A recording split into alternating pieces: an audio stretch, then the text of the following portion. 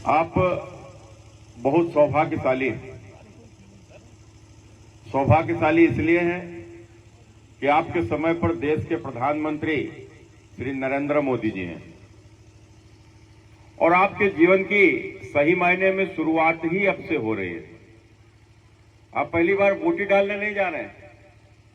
आप युवा अवस्था में आकर अब आप धीरे धीरे जिम्मेदारियों की ओर भी बढ़ रहे हैं। आपको धीरे धीरे परिवार की जिम्मेदारी आएगी। परिवार के बाद में फिर धीरे धीरे घर की जिम्मेदारी आएगी। फिर उसके बाद में धीरे धीरे समाज की जिम्मेदारी आएगी। और फिर आप जिस क्षेत्र में जाएंगे, भाई कोई काम करेगा, बिजनेस करेगा, उसको बिजनेस की जिम्मेदारी। मैंने बहनें हैं, शादी होकर जाएंगी तो एक पूरे घर की जिम्मेदारी। और फिर ये हर कोई, ये जीवन है, ये सबको ही करना। हम भी आप ही के उम्र से निकले हुए हैं और हम इस बात को कहते हैं। मैंने कहा ना कि आप सौभाग्यशाली हैं, आपके पास नरेंद्र मोदी के जैसा प्रधानमंत्री है। हम लोगों के समय पर, हम जब आपकी उम्र से निकले थे तो सही मायने में हमारे सामने कोई रोड मैप नहीं था। रोड मैप मैंने परिवार के नाते रोड मैप था, क्योंकि मैं व्यवसायी परिवार से आता हूं तो मेरे परिवार में व्यापार था, इस नाते मुझे व्यापार करना है, एक मार्गदर्शन था, एक मालूम था। लेकिन आज मोदी जी ने उन्हीं चीजों को किस प्रकार से बदला है। आप देखो, आज कौशल विकास के कितने सारे कार्यक्रम चलते हैं। आज कितनी सारी योजनाओं के माध्यम से आप लोन ले सकते हैं।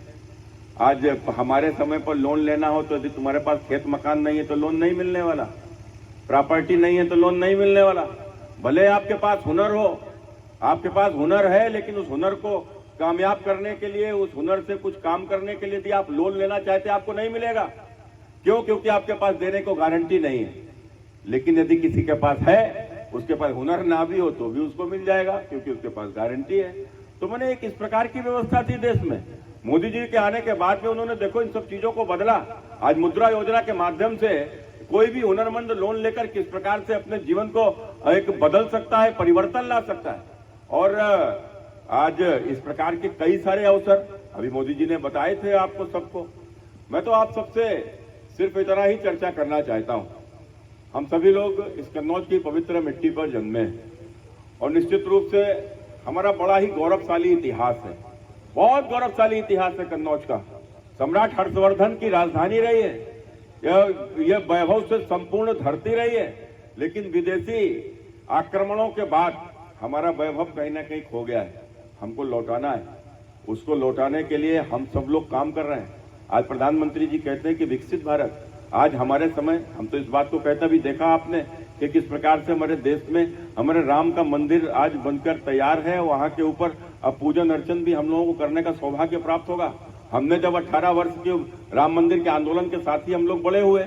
अब जब हम 18 वर्ष के हुए, उस समय पर ये 90 और 95 का वही दौर था। और उस समय के बाद में आप तक वोट जब भी देते आए, राम मंदिर बनाने के लिए देते आए। लेकिन आपके सामने तो यह स्थिति नहीं है। आप पहली बार वोट जब डालने जाओगे तो आपके यहाँ सामने तो मंदिर बन ही चुका होगा। फिर आपके सामने कौन सी चुनौतियां हैं? फिर हमारे सामने चुनौती है हमारे देश के वो 25 वर्ष, वो 2047, जो प्रधानमंत्री नरेंद्र मोदी जी ने जो सपना लिया है, जो संकल्प लिया है, विकसित भारत का संकल्प। अब ये विकसित भारत संकल्प कैसे पूरा होगा? ये विकसित भारत आखिर है क्या? अब हम सब लोग इंटरनेट से जुड़े हुए लोग हैं। हम सब लोग गूगल से, यूट्यूब से, सिनेमा से, तमाम तरीके से दुनिया से जुड़े हुए लोग हैं। और आज हम कहते हैं ना कि दुनिया ग्लोबल हो गई है। तो ये दुनिया ग्लोबल हो गई, पूरी दुनिया को समझ सकते हैं, पूरी दुनिया को देख सकते हैं। आज क्या स्थिति में अमेरिका है, आज क्या स्थिति में ब्रिटेन है, क्या स्थिति में जापान है, क्या स्थिति में जर्मनी है, क्या हम उनसे कितना पीछे हैं, हम उनके बराबर कैसे पहुंचेंगे? बल्कि हमें उनसे भी आगे निकलना है। ऐसा नहीं है हमारे पास संभावनाओं की कमी है, ऐसा भी नहीं है हमारे पास संसाधनों की कमी है। हम संसाधन की कमी हमारे पास नहीं है। आज भारत दुनिया की सबसे प्रगतिशील धरती है। दुनिया में भारत के पास सब कुछ है। हमारे पास उपजाऊ खेती है, हमारे पास खनिज संपदा है, हमारे पास पानी है, अच्छी जलवायु है, हमारे पास मेधा है।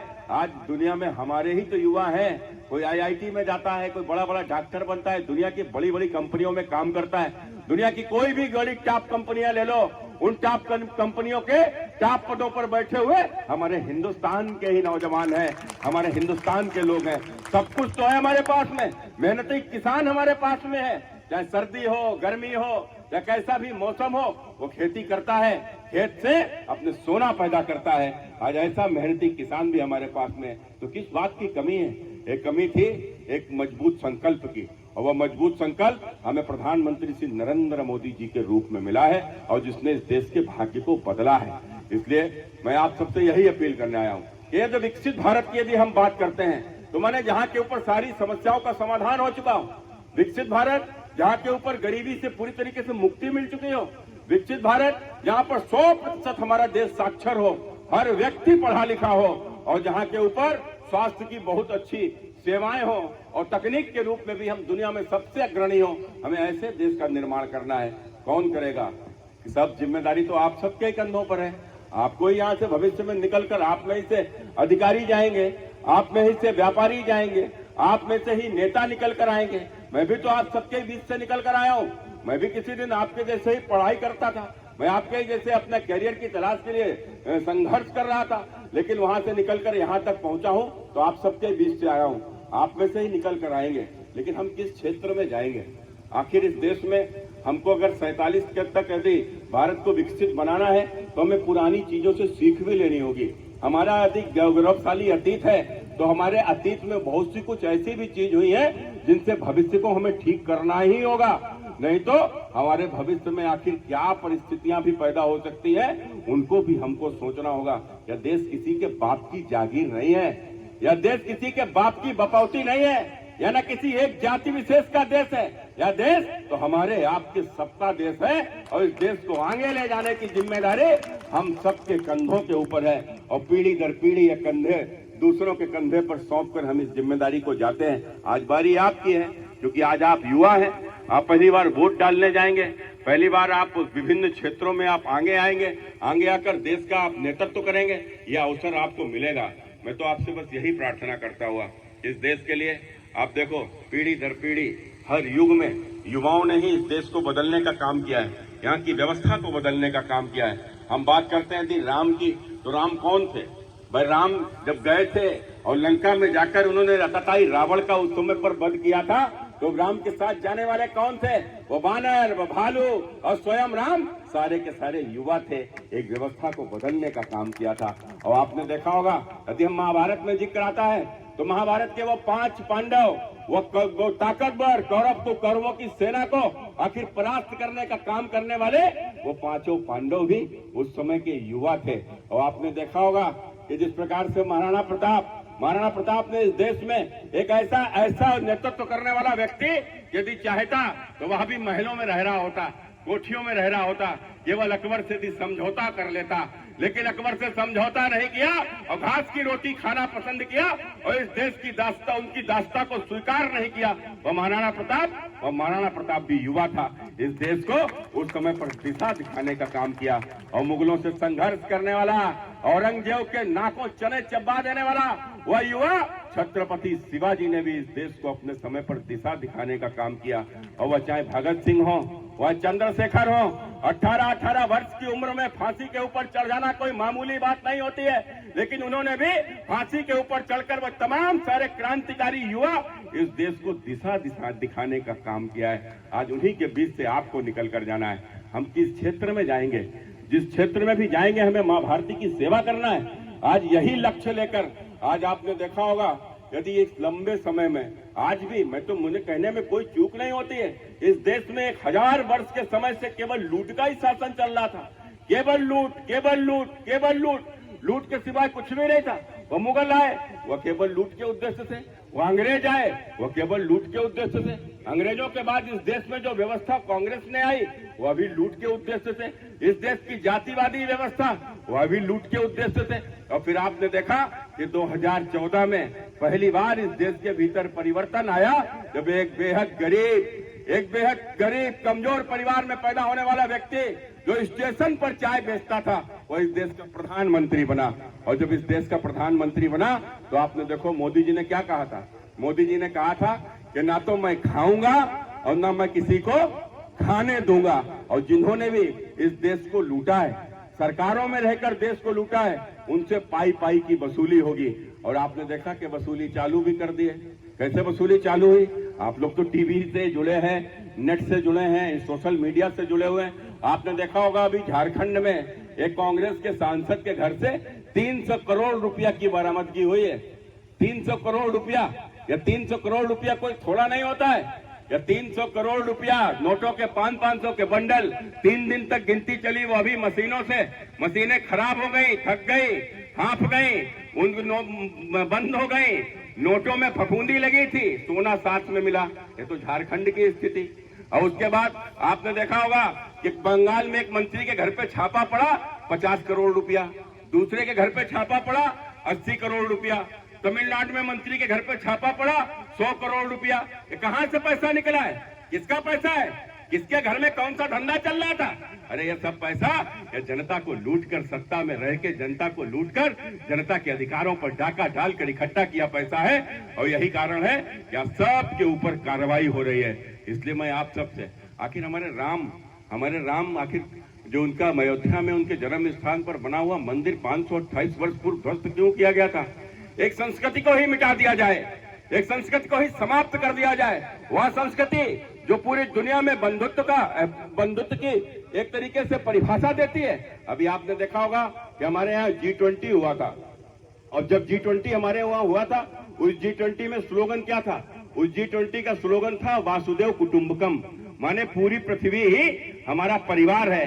यह सोच देने वाला कौन है? एक हमारी संस्कृति तो है कि चाहे तुम राम को पूजो, चाहे तुम घनश्याम को पूजो, चाहे तुम माँ देवी की पूजा करो, चाहे तुम हनुमान को पूजो, चाहे तुम किसी की भी पूजा करो, महादेव को पूजो। मित्रों, कोई किसी को पूछता है, कोई वरमदेव बाबा को पूछता है, कोई धरती माता को पूछता है, कोई गाय माता को पूछता है। अपने यहाँ तो सब अलग अलग, सभी लोग एक अलग अलग विचार के लोग हैं, किसी की भी पूजा करें, यह हमारी संस्कृति हमें अनुमति देती है। लेकिन बहुत सी संस्कृति कैसी है, आपने देखा हो, नहीं तुम जो हम कहें भाई तुम करो, जो हम कहें भाई तुम करो, हम टोपी लगाएं तो तुम हो लगावो। ये सब नहीं चलने वाला, यह सब नहीं चलेगा। यह बलात् कुछ परिवर्तन नहीं हो सकता, नहीं करा सकते। लेकिन कुछ लोग इस सोच के साथ आज भी जी रहे थे। आपने देखा होगा मोदी जी को आने के बाद उनको कहीं ना कहीं उनको कष्ट पहुंचा है। या आतंक की ताकत के ऊपर लोगों का धर्म परिवर्तन यह इस देश में हुआ है, हमने कभी नहीं कराया। हमने यदि कराया होता तो आप सोचो, आज इस देश में 1947 में जब इस देश का विभाजन हुआ था, तो उस समय इस देश के विभाजन में जो पाकिस्तान जो बना था, उस समय पर पाकिस्तान की जनसंख्या के अनुपात में वहां के ऊपर 27% के लगभग अल्पसंख्यक थे। अल्पसंख्यक माने उसमें हिंदू, बौद्ध, सिख, ईसाई, पारसी, जैन, ये सब वहां लगभग 27% थे। और हिंदुस्तान में जो अल्पसंख्यक थे, वह अल्पसंख्यकों में बड़ी आबादी मुस्लिम की थी, उसकी जनसंख्या केवल 7% थी तब की आबादी में। और आज की स्थिति क्या है? आज की स्थिति में हिंदुस्तान में अल्पसंख्यकों की आबादी लगभग 18% हो गई है, और पाकिस्तान में जो 27% थे वो घटकर 1-8% रह गए, और रह गए थोड़े दिन बाद वो भी समाप्त हो जाएंगे। तो कौन सहिष्णु है? हमने हमारे यहाँ मुसलमान को अपना भाई बना के रखा। हमारे मोहल्ले में यदि एक भी छूट गया था तो उसकी मस्जिद चंदा करके हमने बनवाई। लेकिन हमारे वहां के ऊपर जो भाई रह गए थे, उनका बलात् धर्म परिवर्तन करा दिया गया। 14-14, 15-15 वर्ष की बेटियों को जबरदस्ती उठाकर निकाह करा दिया गया। आज इस प्रकार की अनेकों घटनाएं हैं। आप गूगल पे पढ़ोगे, आपके आंखों से आंसू निकल आएंगे। मैंने एक घटना आज भी मुझे ध्यान में आती है।